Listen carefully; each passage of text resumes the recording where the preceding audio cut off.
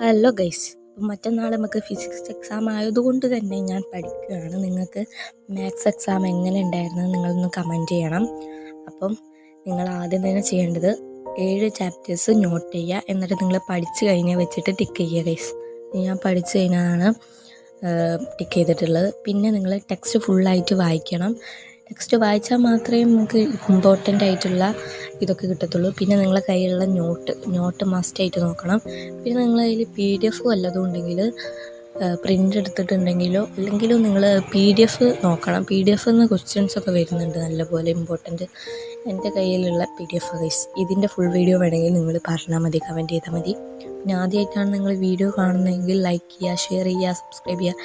പിന്നെ നിങ്ങളുടെ കയ്യിലുള്ള ക്രിസ്മസ്, ഓണം, പിന്നെ മോഡൽ എക്സാമിൻ്റെ ക്വസ്റ്റ്യൻ പേപ്പറൊക്കെ നോക്കുക.